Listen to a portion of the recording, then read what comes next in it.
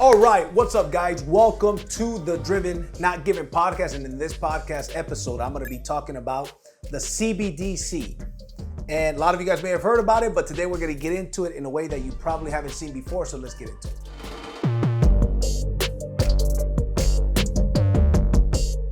So there's been a lot of talk recently about governments implementing the CBDC, right? Basically a digital currency, right? It is actually central bank digital currency. So I'm going to get into in this video why that's a very, very bad idea. So essentially, here's what this does.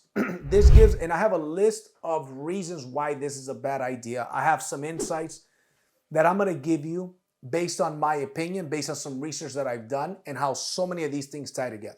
So I'm going to read through this list that I've got here of a couple of reasons, then I'm going to elaborate on some of these reasons. So reason number one, and this is not just me, this is experts also that share the same opinion. So I just pieced this information together. So firstly, CBDCs would essentially give governments and central banks complete control over every single transaction made by its citizens. Every single transaction could be monitored and could be tracked, and it gives a government unprecedented access to your financial data. This would be a major infringement on our privacy rights, and would allow governments to abuse their power in ways that we can't even imagine. So imagine this.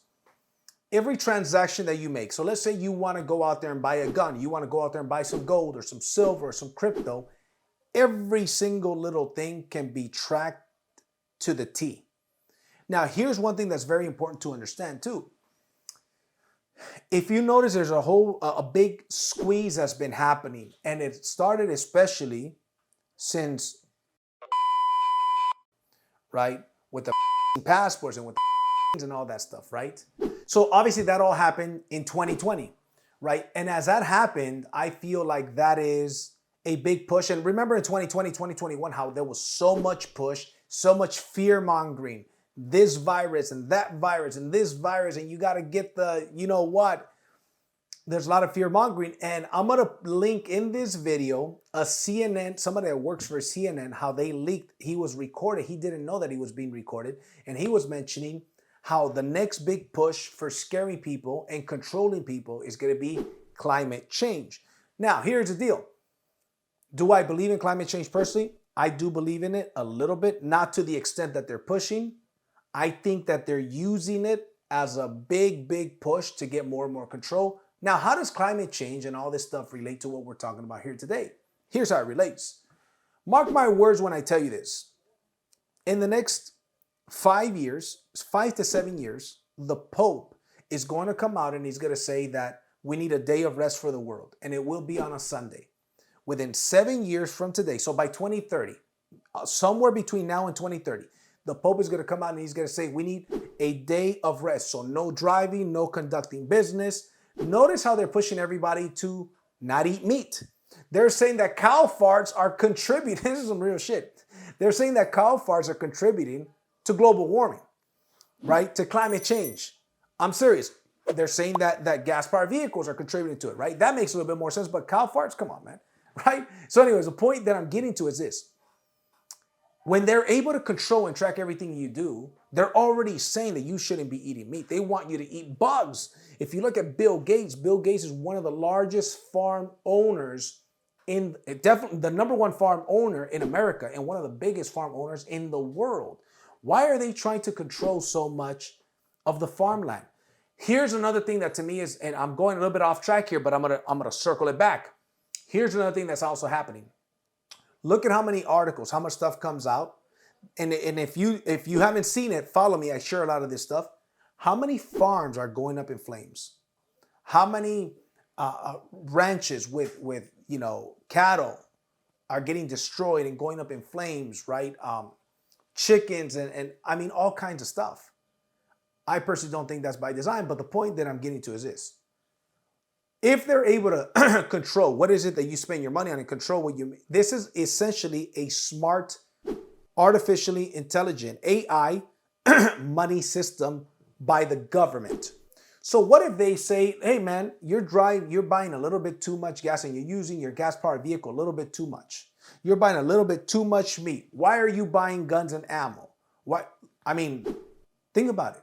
Eventually, they could say, hey, man, we're going to go ahead and shut you off. We're going to go ahead and limit you, or we're going to be able to program what you could spend your money on. This is a very, very bad idea. So let's get into a couple more reasons. So the next one is this, which I kind of touched on a little bit. CBDCs would also give central banks the ability to manipulate and control economy in ways that we could never have imagined.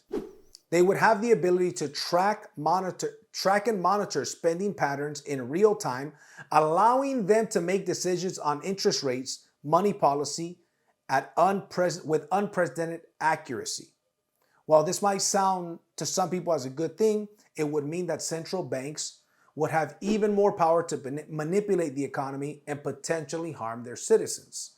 Kind of like some of the things I talked to.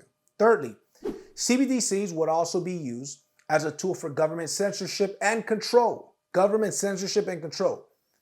If the government doesn't like what you are doing or saying or your political views, right, they could simply freeze your account or block your access to the financial system. Let's look at that a little bit. Let's look at what happened to those truckers in Canada. Remember what happened to those truckers, Jay? In Canada, there was these truckers, right? And they were protesting against the tyranny that was happening in Canada. And they created GoFundMe accounts, and people from all over the world were supporting these truckers. What did they do to those truckers' accounts? They shut down their bank accounts. This already happened. This is recent history. This happened like 2 years ago, probably less than 2 years ago.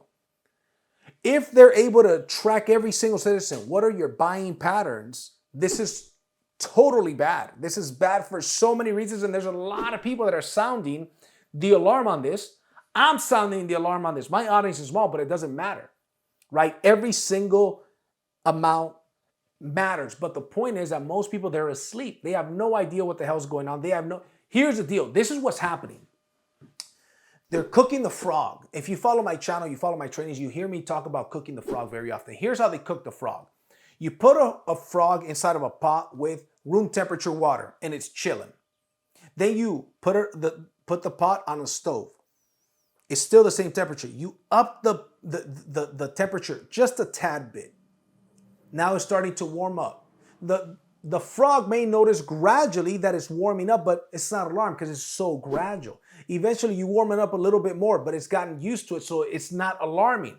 Then eventually it's hot. If you would have put the frog from the jump into that hot water, it would have jumped out. But it doesn't jump out. Why? Because it's gradually getting there. Eventually they cook the frog, right? That is how they're cooking most people. Think about this. Think about just how much has changed from 2019 till right now. 2019 to 2023, a 4-year period. How much has happened? The trans movement, right? The force of you know what on people, right? The you know what passport. Now the CBDC and so many things that are being pushed on people, so many agendas that are being pushed on people just in a 4-year period has been a tremendous amount. Why? Because they realize, hey, look, we put this pressure on them, and to our surprise, people aren't doing anything about it. Let's push a little bit more, and let's push a little bit more, and let's push a little bit more. And gradually, right now, the things that people are accepting today, I mean, shit, they're trying to tell kids, hey, man, you're a 7-year-old, 8-year-old kid. You can make a decision to chop off a body part if you want to, and your parents don't even have to know about it. There's a guy in Canada that is in jail right now because he didn't want his kid to do it.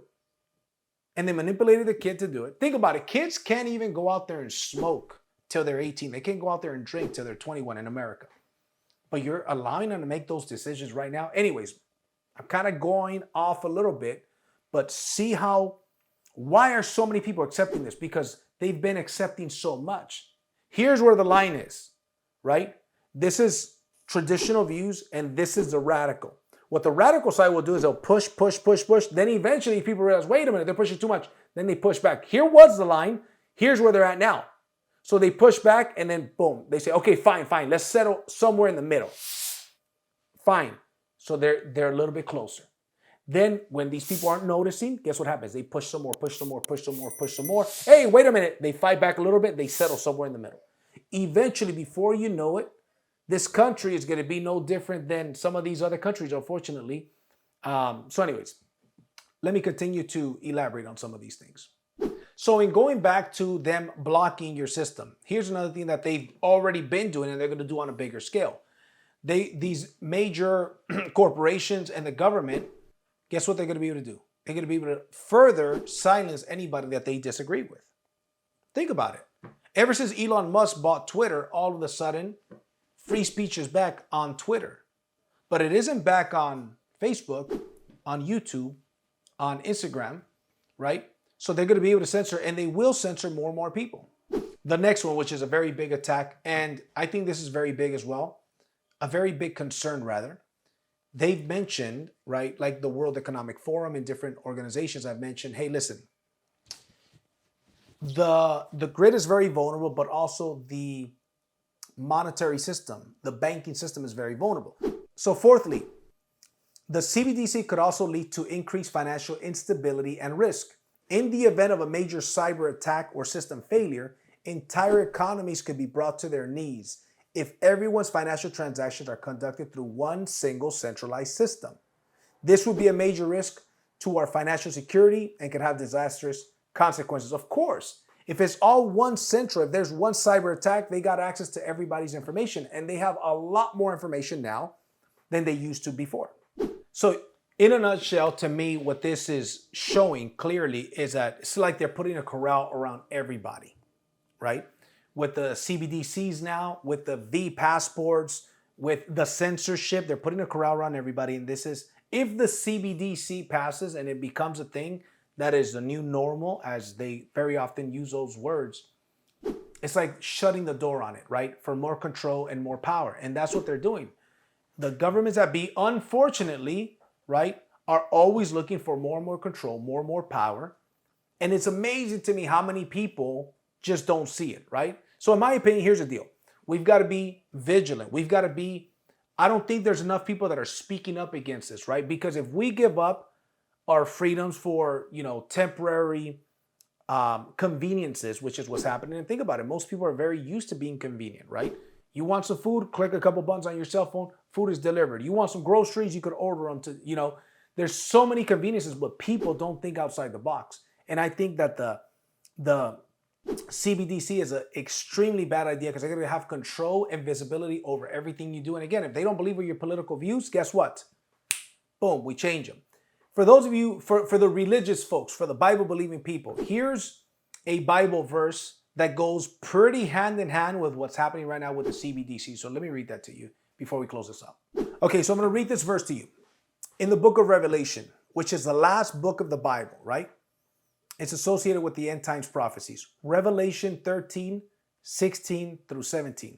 It is written, and he causeth both small and great, rich and poor, free and bond, to receive a mark on their hand and on their foreheads, and that no man might be able to buy or sell unless he has that mark, or the name of the beast, or the number of his name. Some interpret this passage as referring to a one world currency. So even though we're not at a one world currency, when a one world currency happens, it will be a digital one. This is, in my opinion, the beginning of it.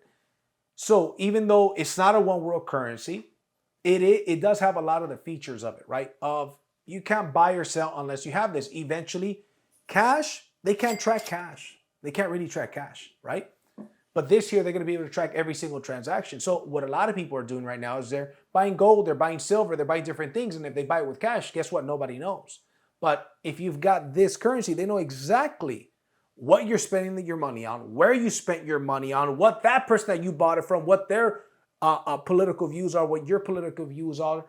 It is just significantly more control, and frankly, it's scary. This is, in my opinion, the times that we're in,